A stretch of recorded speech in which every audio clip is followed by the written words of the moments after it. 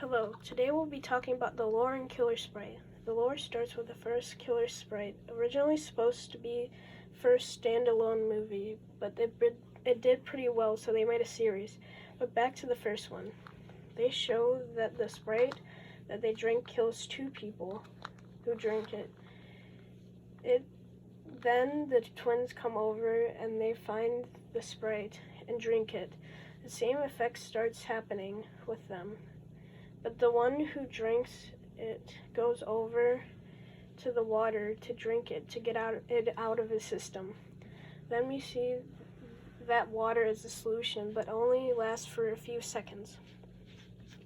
Then they get tranquilized and sent to a testing facility. In the facility, we see the guy's brother and someone else, showing that the facility has many people in it. Then one of them uses the screwdriver that he has to open the door to the facility. Then some bomb with sleeping gas hits them, and that's all that happens in the first movie. In Killer Sprite 2, it shows two new characters watching the events of the first movie on TV. Then they go to drink some Sprite, and like in the first movie, they drink some Sprite and feel a lot of pain and pass out. When they wake up, they are in the same facility as the last movie, and the head of the facility is explaining that they got a disease from the Sprite that they drank. So someone says some guy dropped some plutonium in a Sprite factory, had two jobs, one at a power plant. This is important for later. Then Mario tries to escape again and again, and then Zombie wakes up, and then they ask if they can see the pool where the people died, but first they had to take a test to see if they had the disease. But Zombie has it, so he has to take an antidote that the guy made, and he doesn't have it. They go to see the pool for like a minute.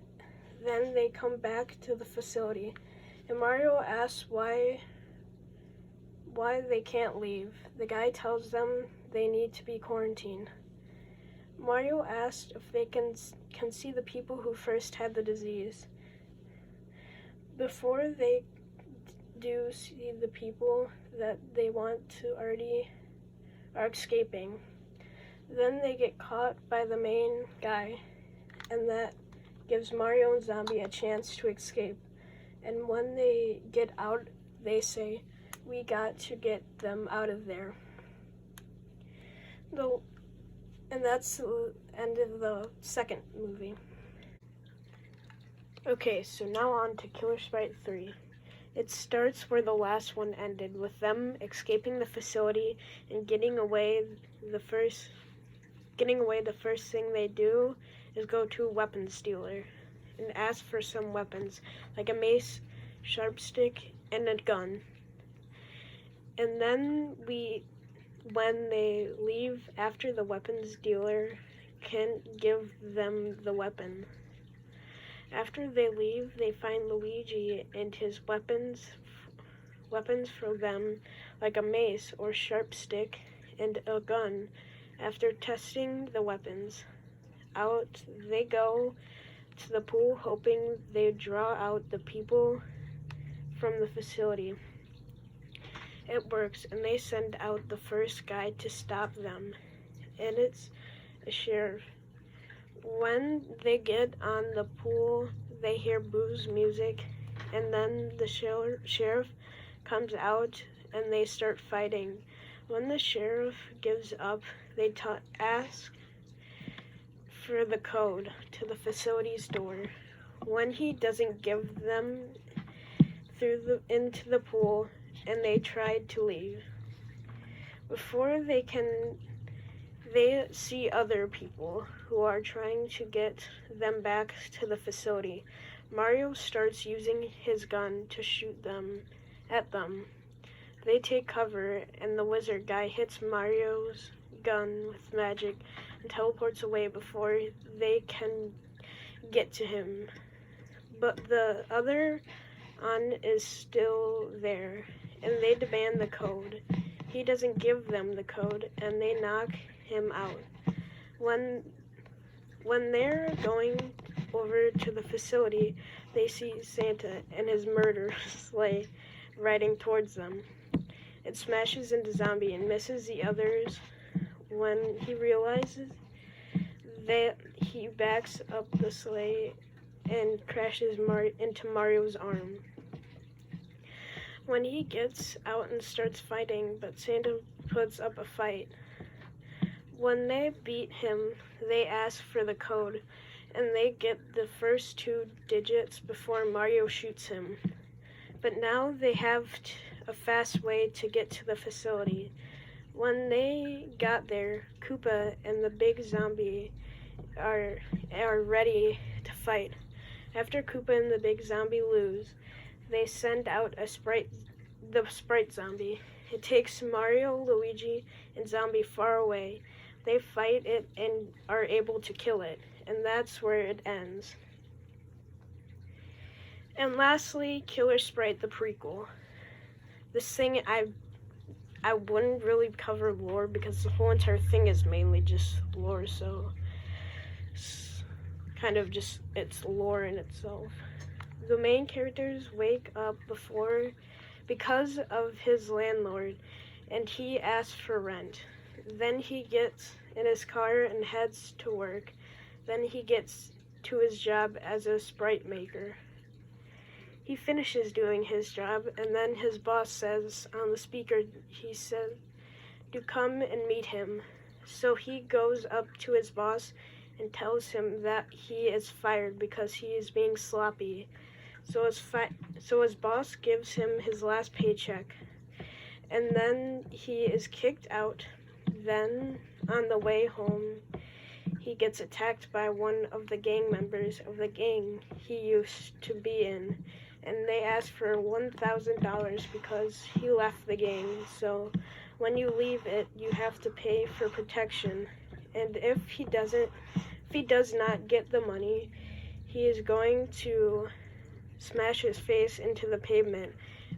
And to get the money, he went to his second job, which he had already, and it is a nuclear power plant. And since he could not complete his job fully, he was an hour early. So he was talking to an employee there who was also early because he liked to be early. And since he was early, he was sleeping. An hour later, he got to work, so he was putting plutonium in a container. After a few hours, he was done with his job. So the way home, he got attacked by the gang member again, and he was starting to hurt him. So he would give him the money, but then he stopped and he said he would be back for the money later.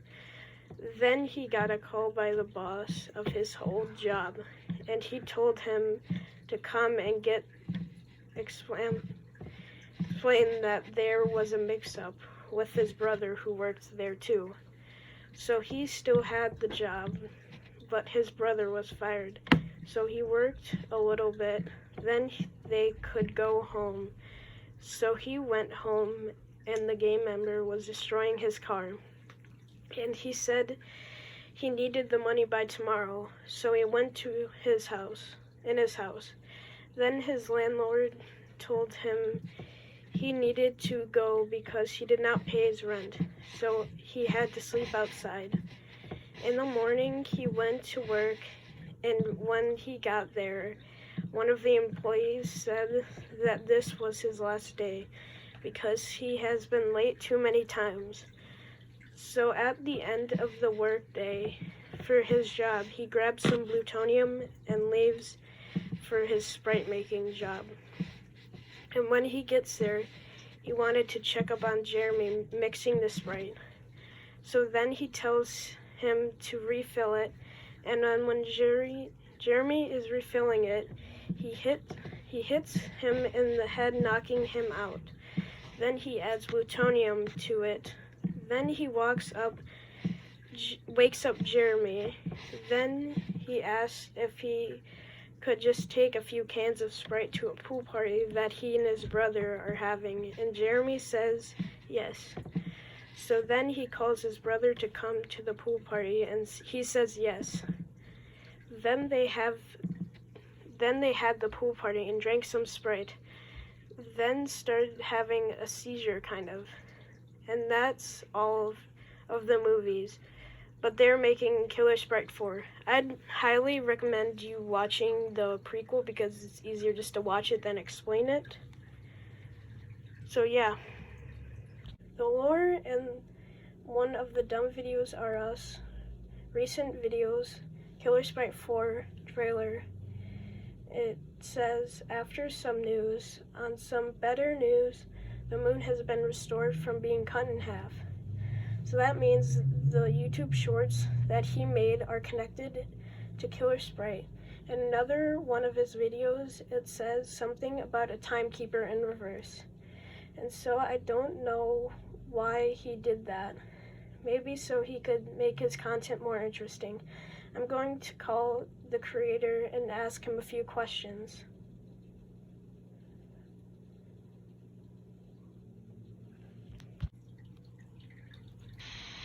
Hello?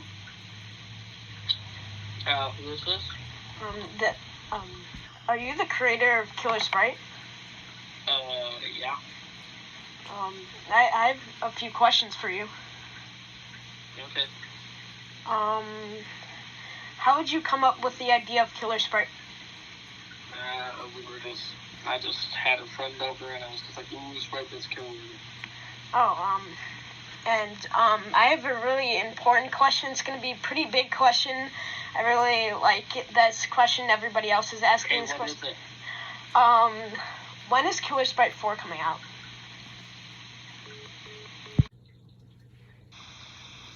Oh, he probably accidentally hung up. I'm gonna call him again.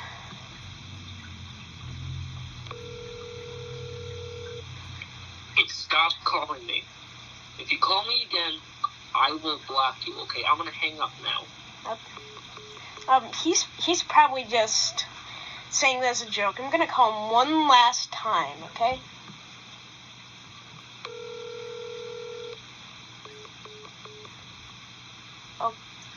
Okay, I guess I'm not going to call him again.